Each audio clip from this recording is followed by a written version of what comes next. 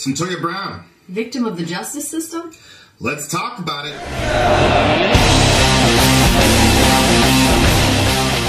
Ladies and gentlemen, this is going to be a long one. You guys have asked us to review this at Middle America, to review this story. And I have seen the story because the decision was just, released a couple days ago that was not favorable to Ms. Brown. Mm-hmm. And so because of that, there's been a lot of emotion and there's been a lot of pointing out of the disparity in the application of the law based on race, etc. Right. And so we were having a fireside chat. Somebody asked me a question about it, and I said, well, I'm still doing the research, so I'm not sure. And the response was, well, what is there to talk about? She's a sex slave who was, killed somebody in self-defense. What is there to talk about? And so I really didn't answer that question after that. But look, this is a high-profile case. It's got LeBron James, Rihanna. Check this out. I'm putting this up on the screen right now. Here's Rihanna's Twitter post on it. Imagine at the age of 16 being sex trafficked by a pimp named Cutthroat. That's true. Dude's name is Cutthroat. After days of being repeatedly drugged and raped by different men, you were purchased by a 43-year-old predator who took you to his home to use you for sex. You end up finding enough courage to fight back and shoot and kill him. You're arrested as a result, tried and convicted as an adult, and sentenced to life in prison. This is the story of Cyntoia Brown. She will be eligible for parole when she's 69 years old. Hashtag free Cyntoia Brown. So there is a lot of high-profile pressure on this. Mm-hmm. She's got a pretty stellar lawyer team. Mm-hmm. But the folks in Tennessee are standing their ground and not giving this girl any clemency whatsoever. Mm-hmm. And so there's a lot of outrage happening, and I get it. I understand why. But I wanted to reserve, and I've been very blatant about my opinion about the police force and racism. I had a debate with Elio Mike, in which Mike was a law enforcement officer, retired law enforcement officer, and we went at it about the application of the law with black folks and the war on drugs. I've gone on record and said the war on drugs, and then Bill Clinton's subsequent 3 strikes laws were designed to destroy the black community. Mm-hmm. So I've gone on record as saying that, and I think there's probably an expectation that I was going to deal with that in this situation. But this is going to be a long one, folks, because research has to be done, and that's not how you do journalism. One of the things that we say all the time is we are the media. Right. And so I think we all, not just us, but at Middle America, but we feel a responsibility that all of us who are putting information out in social media, we are contributing to the atmosphere and that's happening in our culture, for positive or negative. Mm-hmm. My perspective is always, look, we can't do anything against the truth, only for it. Is what Paul said, something like that to the Corinthians, and I think he's right. And I think the most important thing to do is to ask the question, what's true, what actually happened, what really happened. So we're going to hear Cyntoia actually tell us what happened in her own words, and then we're going to read some selections from a recent decision from the judges. So here's what happened in her own words. Do we need that? Or is that better? It's easier for me. Okay. So here's what happened in her own words. Now, what were you thinking about when you first heard the story?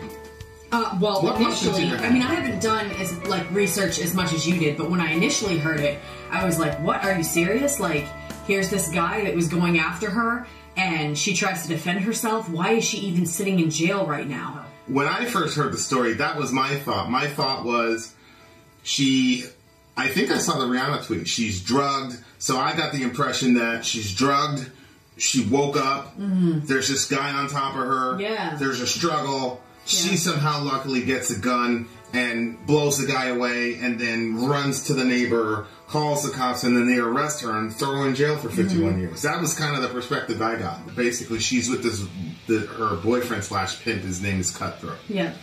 And I guess he was upset at her. He said, "You're slacking. Go out there and make some money." So they had a fight because she wasn't making enough money. So she went out and went to a place, you know, where sex workers generally know where to go.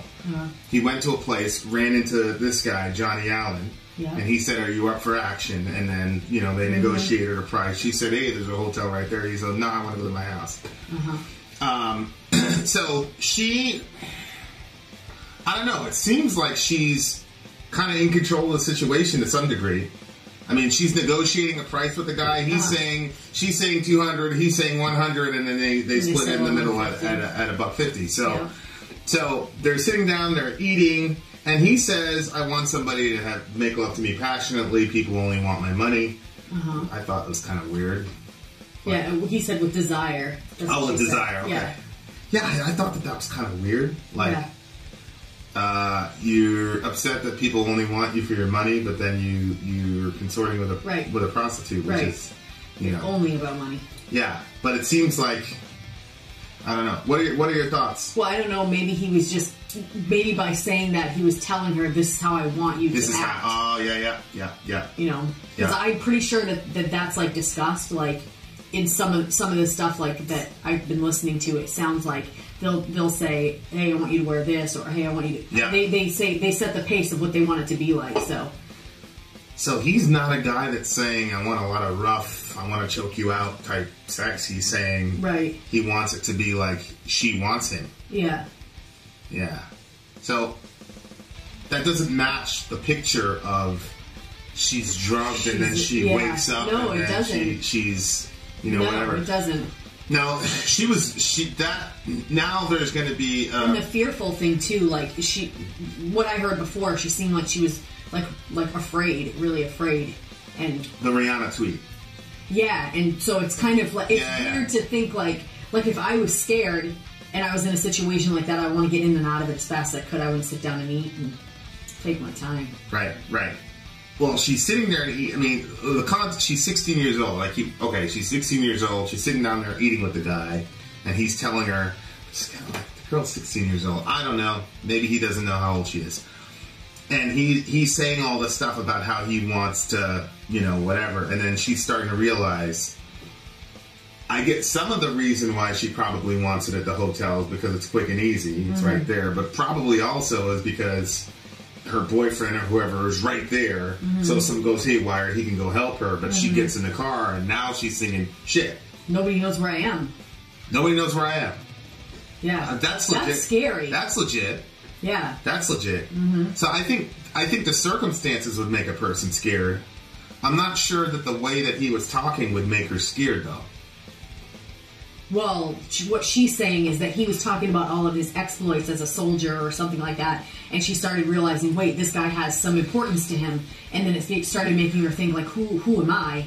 And then, wait a minute, like, nobody even knows, like, who am I? Because who actually cares about her? Right. Because her boyfriend right now is the one that's sending her out to do this. His name is Cutthroat.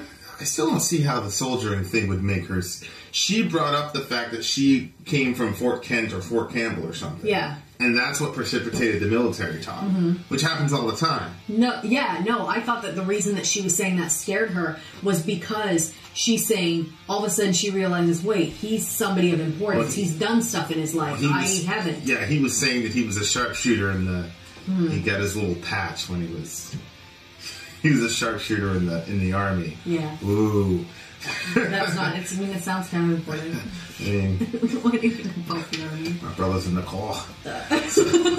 But yeah. I mean, I see why she was scared, but she's not projecting him as a very violent, aggressive guy. No. She's projecting him and really as one of these pathetic, pretend that you like me guys. Yeah.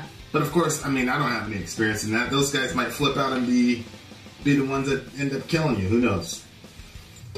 So now here's the prosecutor who's cross-examining her, I guess. Okay. Mr. Allen was asleep and facing away from you when you shot him. No, sir. All right. What I want you to do is to explain to the court how you have a gun in your purse on the nightstand, correct? Right. You don't want to do this. You don't want to be here. So you felt like if you tried to leave, he would harm you. Right. And your belief in that is based on the fact that he told you he had some guns and he's a sharpshooter.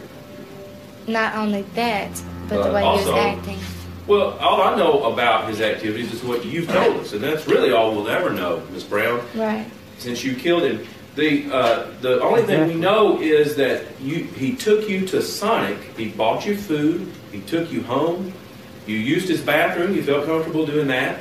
You ate with him. You felt comfortable doing that. You sat on the couch and watched TV with him. You felt comfortable doing that. You got in the bed and at least one time went to sleep while he was there. You felt comfortable doing that. I never went to sleep. So she never went to sleep. What happened next? At first he was just stroking me, but then it's like he just grabbed me like in between my legs, like he just grabbed it real hard and he just gave me this look. It was like a very fierce look. And it just sent these chills up my spine. I'm thinking he's gonna hit. She then goes on to say that he rolled over. She thought he was going to get his gun. And at that point, she shoots him in the back of the head. Okay. Okay. So that's what happened. That's her version of the events. Is that she was there. They spent a lot of time. He took her out to eat. They were going back and forth. The prosecutor was saying that you fell asleep at one point. She goes, "No, I never went to sleep." Yeah, I mean, how could anybody do that? And then when it was time for them to start engaging in sex, I guess he grabs her, and the way that he was engaging her scared her, and then he rolled over. She thought he was going to get a gun, and then that's when she shot him.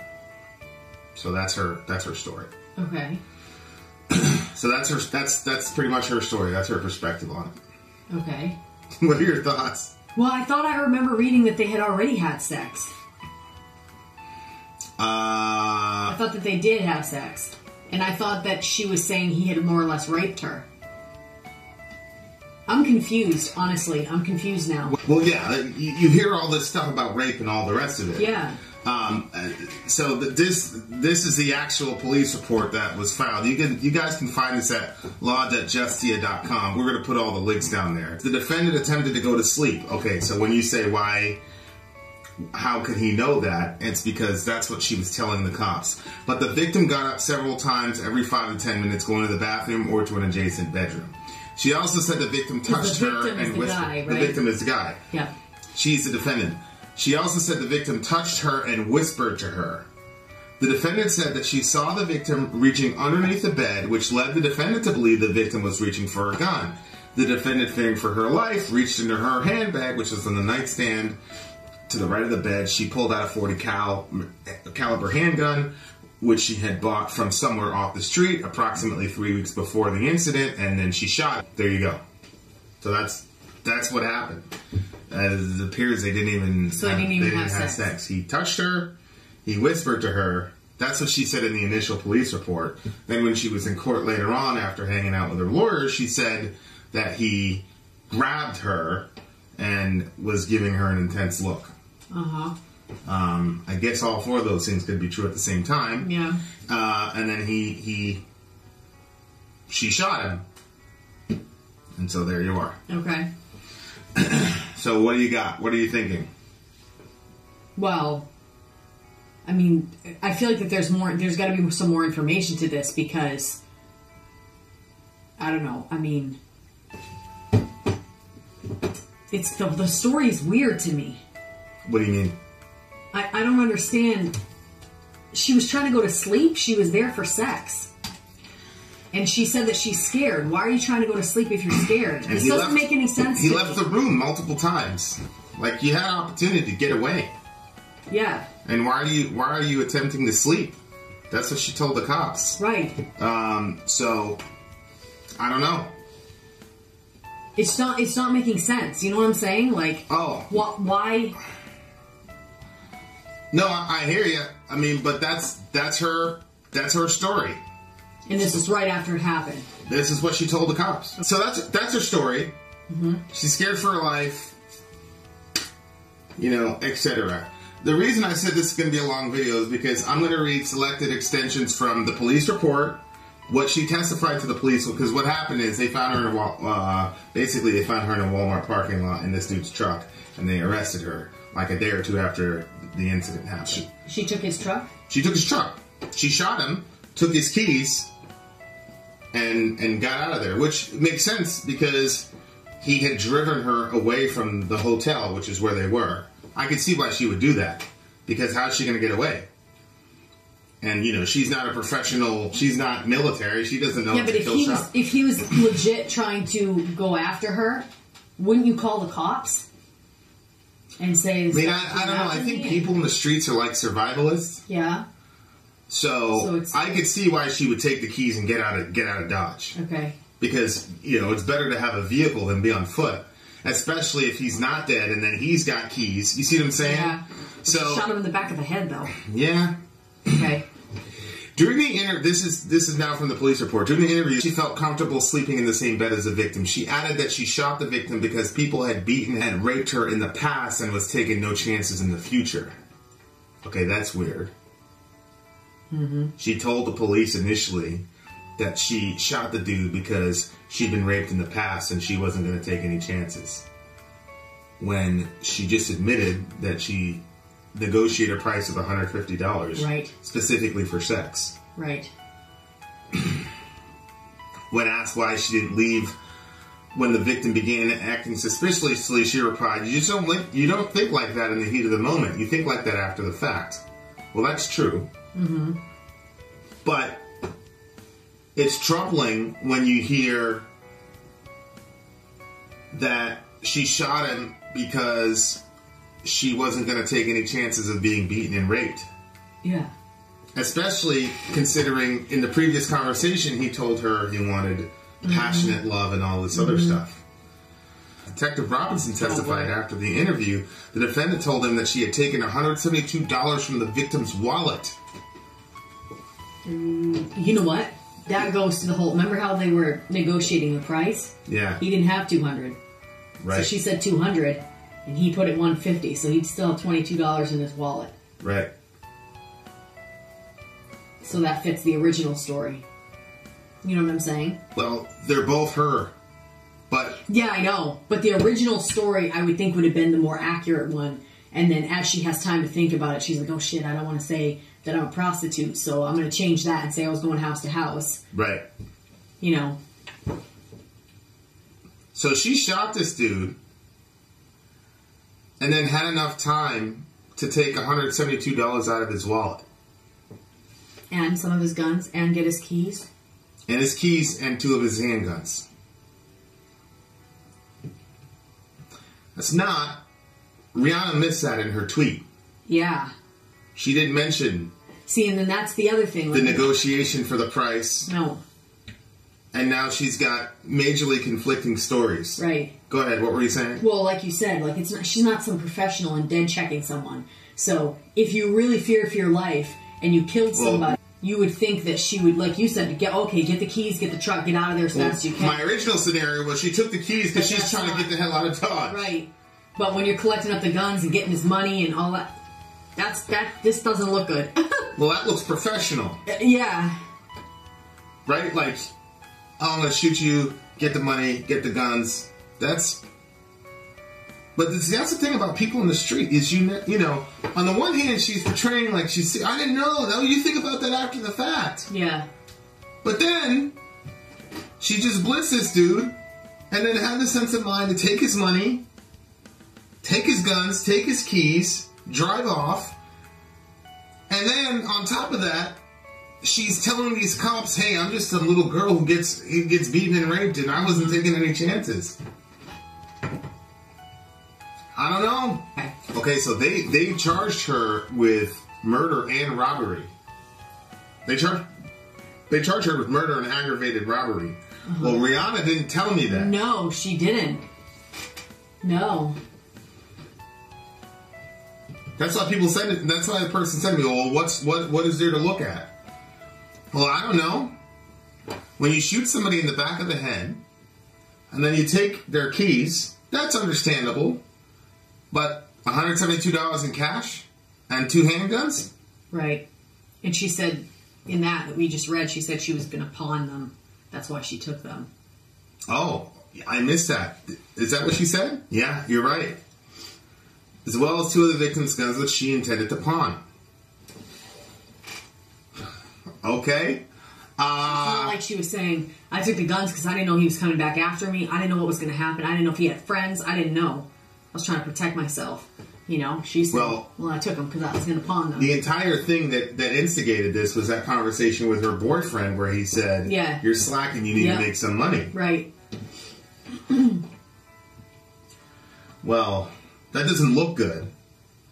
Because her initial motivation was to please her boyfriend, and she's negotiating a higher price, and then she shoots this dude, takes his money and his guns, which she was going to pawn. Mm-hmm. It looks to me, now it looks like you were trying to get as much as you could out of this guy. Yep. You know? Yep. And then like, it's like, oh, he was somebody important. So maybe you're thinking if he's so important, he's got more money in his wallet than you think he does. Mm-hmm. So then you want to, I don't know. So now there's more testimony that was given. There's a guy named Reed that was friends with her. Mm-hmm. So check this out. Reed said the defendant told him that she had shot somebody in the head for $50,000 and some guns. The defendant asked him for a ride to the victim's house to help her clean it out. But Reed declined the offer. Reed did not believe the defendant's claim about killing a man, but once he and Humphrey saw a televised news report about the shooting, Humphrey went to the defendant's room to ask her about the shooting. Whoa.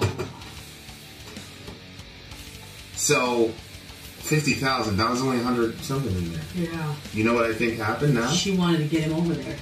Well, she says to help him clean it out. Yeah. So what if he was bragging that he's got 50 grand in the safe? See what I'm saying? Yeah. What if he said, "Hey, I had 50 grand in the safe," and then she shoots him, takes the money in his wallet, and then wants to bring her friends back to go there and clean out the rest of it. Jeez. See what I'm saying? Yeah. Rihanna, you didn't tell him. LeBron, Kanye. Well, this is left out. What's the other one? Kanye. Who's Kanye married to? Kim What's Kardashian? that guy? Kim Kardashian said she's not going to stop until Cyntoia is free. Well, this is Reed. This is one of her buddies. This is what she told him, that he had $50K, but she needs somebody to help go clean him out. So when she said, so now I've got 2 versions of this girl. One girl is like, I'm 16 years old, I'm scared to death. He's talking about how accomplished and important he is. And remember she said that people only want him for his money? Yeah. So that means he's one of those people that has some sort of money. Mm-hmm. So now she's like, oh my gosh, this guy's really important. Who am I? He might kill me. That's one version. Mm-hmm. Another version is, oh, word, you got a bunch of money? Right. Where's this money? Yep. And you want to short me for $150? I'm going to kill you, take all the money in your wallet, which we know literally happened. I'm going to take your truck, I'm going to take all your guns. I'm going to come back with my boys, and we're going to find the rest of where that money is. I'm just speculating. Jeez. I'm just speculating, but the whole 50,000 thing doesn't even match. Like, why would you say that? Yep. Unless you're exaggerating, or he could be. This guy could be completely lying. Mm-hmm. You know. So then she ended up in a psych ward, and there's this nurse named Miss Franz, and this is Miss Franz's testimony. Miss Franz told the defendant that she could not use the telephone.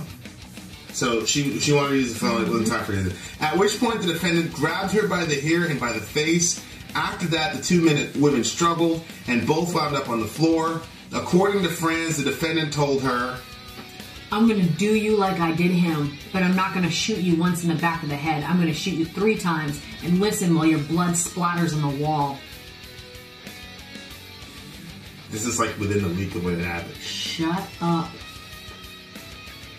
She said right there, too, she shot him in the back of the head. Well, that's when she said the other thing. Well, no. That's without question that she shot him in the back of the head. Yeah, but they said you shot him in the back, and she said no. No, they said you shot him while he was asleep. And she said no, he wasn't sleeping. Oh, okay. He went to grab the gun. So it's without question that she shot him. She just did it in self-defense. But here, when she's freaking out to this nurse, that's what she says. That doesn't sound like version 1 of the 16-year-old frightened girl. It sounds like version 2. well, she's really angry. She's flipping out here. Shayla Bryant was in prison with her when she first got locked up. Shayla Bryant, this is all there. We're providing the link. You can read it yourself. Shayla Bryant testified. The defendant told Bryant about the charges she was facing, and Bryant overheard a conversation between the defendant and Williamson, in which the defendant, and this is in the words of Shayla Bryant, basically said this guy that she was talking to used to send her out to prostitute, that's cutthroat, and she was mad at him. And the man tried to rape her, so she shot him. Bryant told the defendant that she did not believe the defendant's account because the story just seemed too perfect. Okay, so this is what happens. Jail people, they exchange stories. Yeah. And they're like, nah, stop lying. That's too perfect of a story. Bryant testified that the defendant then started laughing. Through notes, the defendant basically said she shot the man just to see how it feels to kill somebody. Whoa. Bryant said the defendant appeared as jolly as she wanted to be while discussing the victim's death. Bryant added, it didn't look like she had any remorse. She didn't cry. She was just there. So, this is a fellow prisoner. Yeah. She's, what are you in for? What are you in for? Oh, I shot this guy. He tried to rape me. I don't believe you. That's too perfect. So then she said... She started laughing. And then she basically said, well, I just want to see what it's like to kill somebody. Yikes. There's a reason, with all this political and social pressure, that these judges are saying, no, you're staying in jail. Yep. I mean, good Lord. Look at this one. Bryant said that she and the defendant passed notes to each other through the hole in the wall between their cells. On cross-examination, she said that she flushed most of the defendant's notes down the toilet, but that she kept one of the notes, which she eventually gave to the police. The note read, everything is the truth. I swear on my life, except for I thought he was getting a gun and the feelings of nervousness. Oh, that's the whole big damn point in the middle. That's in a note that she gave to police. That's in the note. Everything is true except for I thought he was going to get a gun and that I was nervous. So out of her own mouth, with her own writing. Wow, but those are the two major points. She says she wasn't nervous at all. And he wasn't going for a gun. Maybe Rihanna and all the... I watched a YouTube clip. I forgot the guy's name, but it's called Cyntoia Deserves Better. And he was talking about self-defense. Of course, he went and told the people to Google it. If you're reporting... Listen, here's a news flash. If you're reporting on an issue or you're commenting on an issue, the onus is on you to provide the information to your audience. Right. You don't tell your audience to Google it. Right. Right. What the hell is wrong with you? Now, here's the thing. This young lady, her bond got set from $50,000 to $5,000 in exchange for her testimony.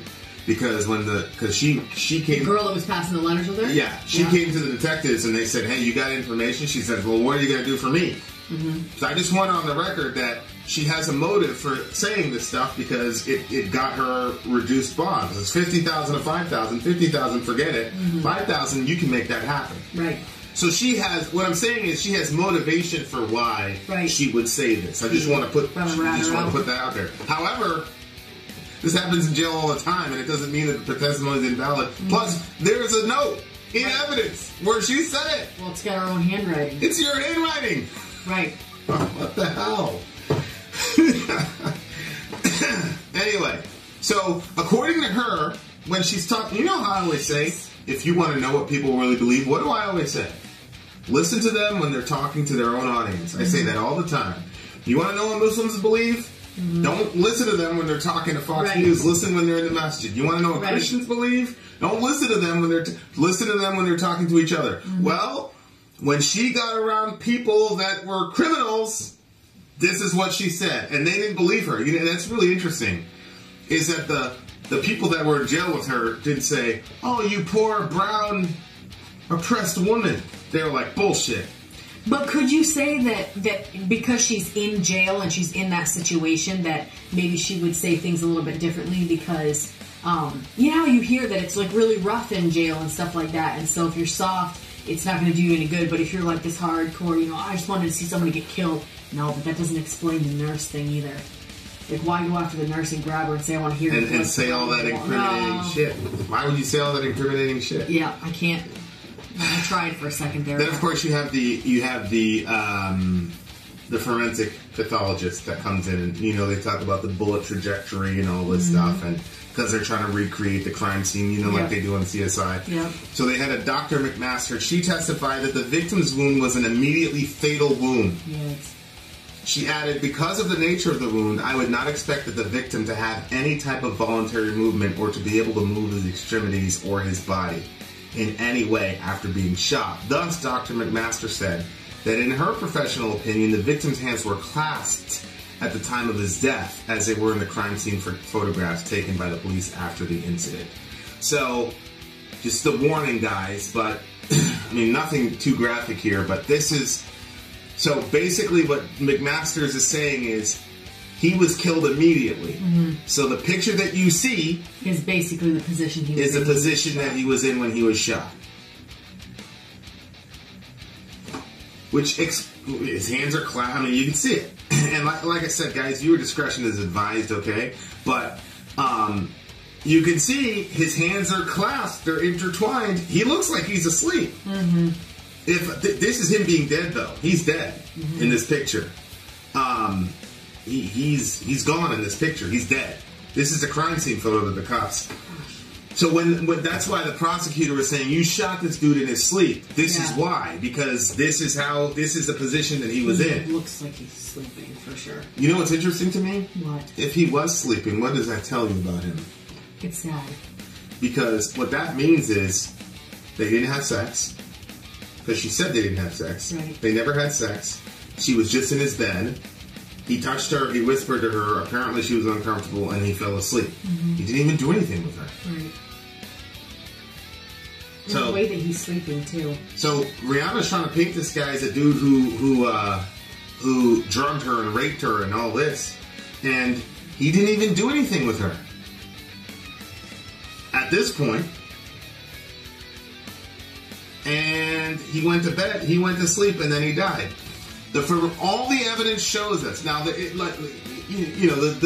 prosecutor was being dramatic because he was like, we don't know what he's going to say because you shot him. Well, but the forensic pathologist says because the wound was instantly fatal, there would be no involuntary. This is what the expert is saying. I know what she said. He can't say anything. The expert is saying that he died in this position. And out of her own mouth, I want to know what it felt like to kill somebody. I shot somebody before. She said I shot somebody. Well, when she was talking to the nurse, I shot that guy. I'll kill you. Yeah. She didn't feel nervous, which you'd have to be pretty cold-blooded in order to do that to somebody, I guess.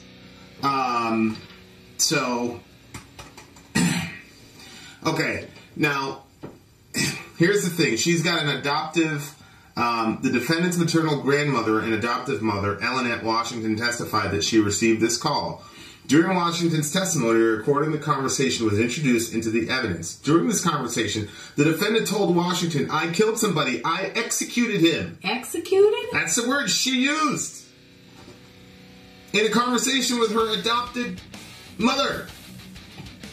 The black lady in the court thing, there was like a dark-skinned lady. Very dark lady? That's her adoptive grandmother. Oh, boy. She called her on the phone. She said, I executed someone.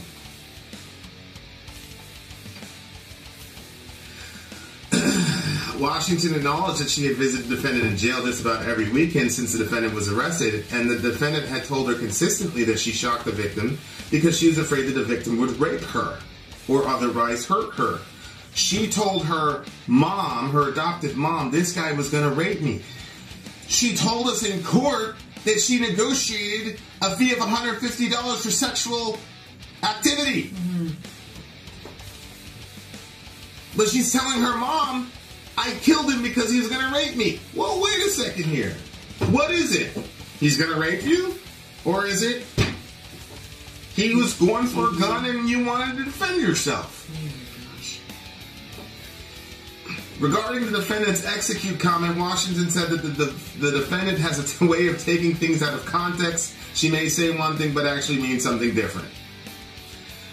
Washington insisted, I'm just doing this for full context, Washington insisted the defendant's comment was not a confession but rather an expression of helplessness. I executed him? Is an expression of helplessness? Have you ever heard that? No. I think that's Miss Washington loving her child irrationally, which any kid would, any parent would do. Mm-hmm.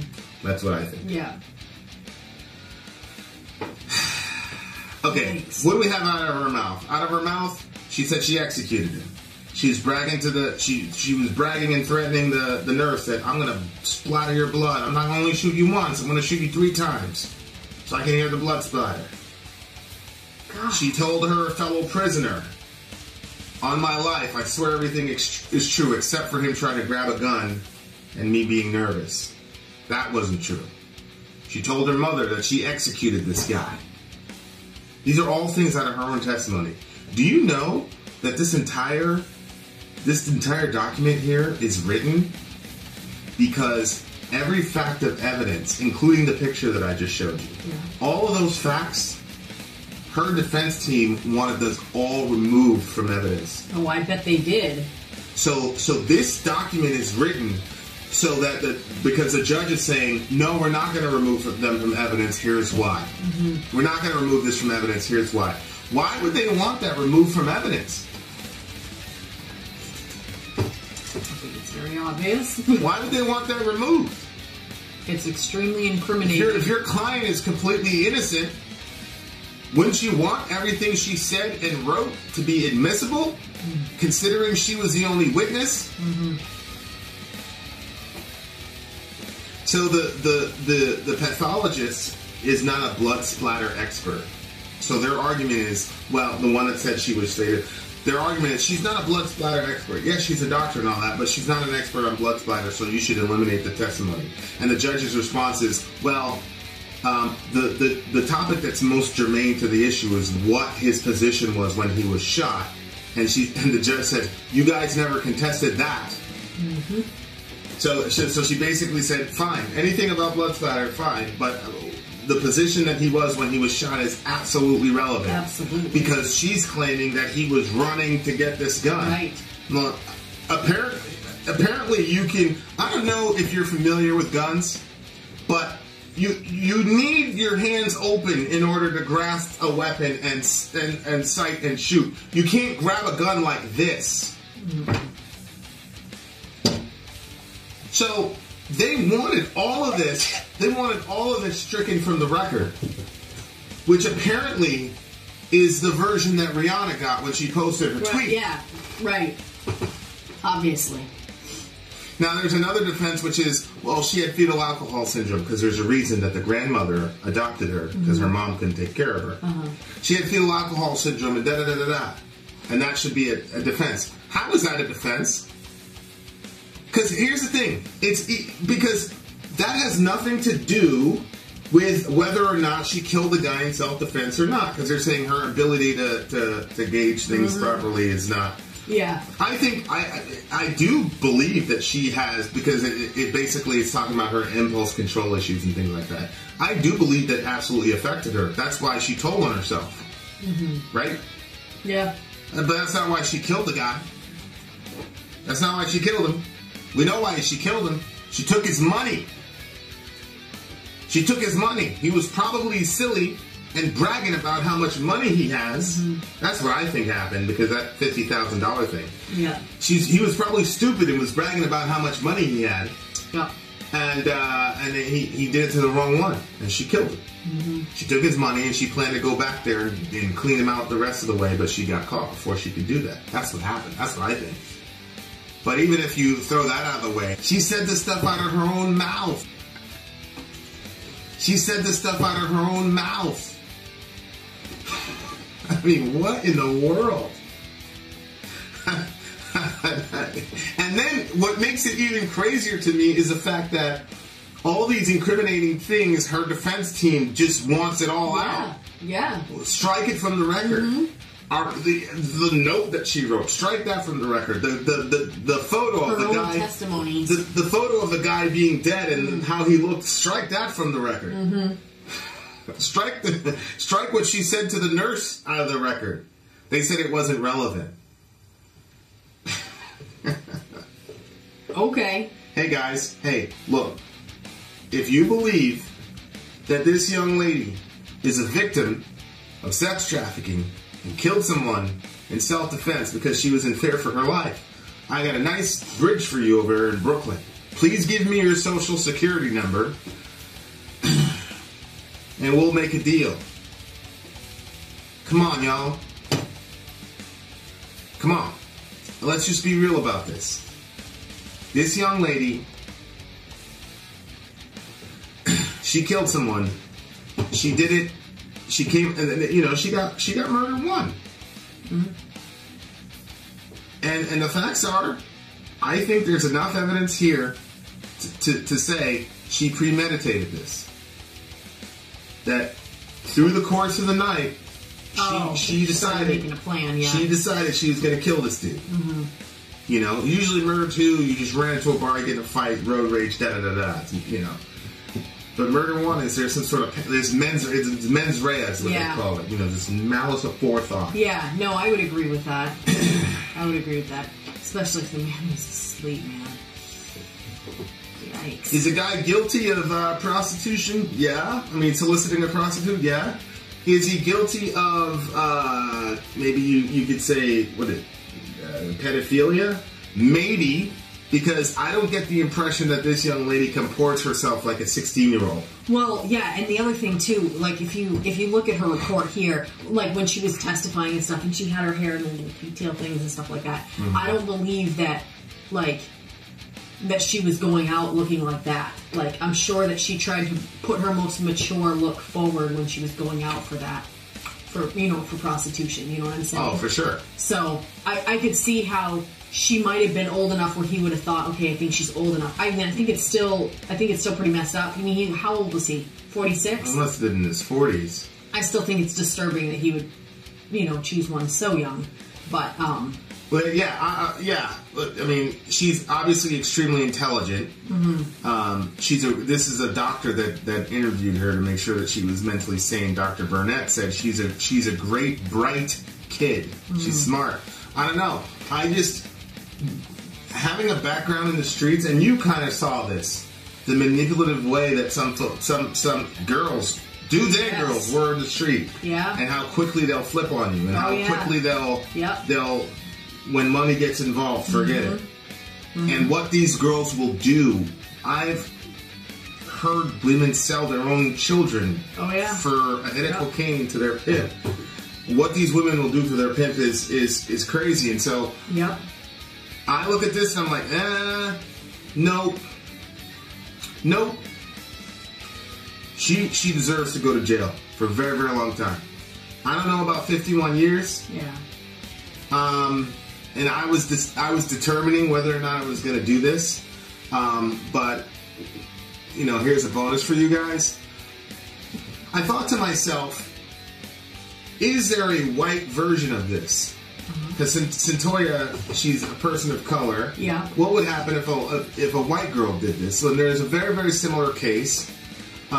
This is the case of Alicia Walker. She and her friends were out soliciting, and they agreed on $150 as well. Okay. And long story short, this guy ended up being stabbed to death. Because what ended up happening was the John said, I want to have unprotected sex. And they said, hell no. Apparently, according to them, he got angry. And so she's claiming that he went after her with a knife. She wrestled the knife away from him and stabbed him about 10 times. Okay? Yes, okay. So that's the girl's story, is that because he wanted unprotected sex, they said no. He got angry at them, went after them with a knife. She was able to overcome them. And then here's the prosecutor. The prosecutor says she battered him and she knifed him until he was dead. Bowden, the prosecutor, told jurors. It was only her and him that were there, or did she have other friends that were there too? Yeah, it was her and it was her and her friend, and they were like teen prostitutes basically. Okay. So it's gonna be a $300 thing in exchange for $150 for each of them. Bowden said in 2 separate videotape recorded interviews with investigators the day of the arrest, Walker concocted a story to manipulate her way out of being held responsible. Bowden said. She told jurors that Walker didn't sustain any wounds that would indicate that she had been in a struggle, particularly one involving a knife. So the prosecutor's saying, well, okay, the dude came after you with a knife. Where are the knife wounds? There were none. Just because she said it doesn't mean it's true, Bowden said. Bowden is a woman, by the way. This is a female prosecutor saying this. So all you believe women people, this is a woman saying it, so I'm clear. Just because she said it doesn't mean it's true, Bowden said of Walker's version of the events. Alicia Walker was the aggressor here. She was able to get out of that situation with no marks at all. With no marks. I've been in 2 situations involving a knife or a blade or whatever, and I'm a grown man. Mm-hmm. Well, I was a grown man, mm-hmm. And both times it was clear that I had been in that type of situation. So, this lady, I don't know, maybe she knows ninjutsu. Maybe she's in the Matrix and we don't know. Right. Maybe she figured out the algorithm. But she was somehow able to get out of that situation with no wounds whatsoever. Testimony indicated that Phelan, that's the guy that got killed, and the 2 women had agreed for $300 for half-hour sex. And Walker had 2 previous encounters with Phelan, with him paying a total of $1,100 to her. Alicia Walker thought Alan Phelan would be easy money. She told the jury that when Phelan grabbed the money, Walker decided that she's not going to let him get away without paying her, because what the prosecutor is saying is that he took his money back because they said we're not going to do it. So then he took his money back. Okay, then fine, I'm out of here. And then the prosecutor is saying that's when he got stabbed up, because he got 10 stab wounds. Okay. So the jury deliberates, they weigh the evidence, they find her guilty of second-degree murder. Mm-hmm. They gave her 15 years. This is a white lady. Yeah. Very similar situation. Yeah. And, well, go ahead. Similar, but the other girl, Cyntoia, I think is much worse. Well, I agree. Cyntoia is much worse. They didn't rob the guy and take his wallet. So they didn't take his wallet, they didn't take his car. Mm-hmm. They just stabbed him. Yeah. The other guy was like asleep. Yeah. And he never had sex with her. This guy had alcohol in his system when they did the tox test. Mm-hmm. Cyntoia's victim did not. Mm-hmm. So you could see people get agitated when they're on alcohol. So I mean, the story is still kind of believable, mm-hmm. but the fact that she has no defensive wounds, and she's a woman, it's a man, and she wrestled. That's just bananas. Not even a bruise on her arm. It's bananas to me that she. It's bananas to me that she. You know what Bruce Lee said? Women. Bruce Lee's doing all this Jeet Kune Do stuff, and the women were like, yes. And they're like, what belt do we need to be to where we can kick a man's ass? And Bruce Lee said, in his infinite wisdom, kick them in the nuts and run away. There's a reason in the UFC there's a men's division and a women's division. Right. Stop it. You did not matrix your way the knife out of this dude's hand and then you stab him 10 times. Right. And again, stabbing someone 10 times. Now, it doesn't take long to stab somebody 10 times, but I mean, that's not... Yeah. So, there's all these articles about, people are saying, oh, if this was a white woman, she would be, she'd have a Lifetime special and da-da-da-da-da. Remember that video that we watched? Yeah, she'd have a whole Netflix series. She'd have a Netflix series if this was a white woman. No, that's not true. She got second-degree murder. Mm-hmm. They deliberated for 5 hours, which is not very long. Mm-hmm. And they sent this woman to jail for 15 years. Okay? So, no. If Cyntoia was white, it would be the same situation. Mm-hmm. And this girl had the sense of mind to not run around and tell everybody that she did it. Right. They gave her 16 years for 2-degree murder, which is just. Cyntoia got 1st-degree murder. You know, the years are flipped. Cyntoia's got 51 years. She's got 15. But it's different when you plan to kill somebody after hearing they have money. Right. And you shoot them. And you take $173 out of their wallet. You take 2 guns, which you intend to go to the pawn shop with. And then you have the keys to his truck. Mm-hmm. Wow. Not the same thing. Mm-mm. That's why this girl got that 15 years of 2nd-degree murder, and Cyntoia got 51 years. Right. Here are the facts. I'm a feminist. Everybody knows that. But you know what happens when you're a feminist? You believe that men and women are of equal value and dignity. Mm-hmm. You know what else that means? That means that I believe that there are some grimy-ass, scandalous, evil, violent women out there that have the brains to plan and know how to play victim and manipulate situations so that they can get away with crimes. Yep. I give women that credit. I don't think all women are just little waifs who can't defend themselves. I don't believe all sex workers either are little victimized waifs who can't defend themselves. Now, I believe everybody in the sex working industry is a victim, including the folks that are buying them. I believe they're all victims to a certain degree. But I do not believe that they're all passive victims. Mm-hmm. You have passive victims and you have active victims. Let me give you an example. Most child molesters were molested when they were children. Right. Well, guess what?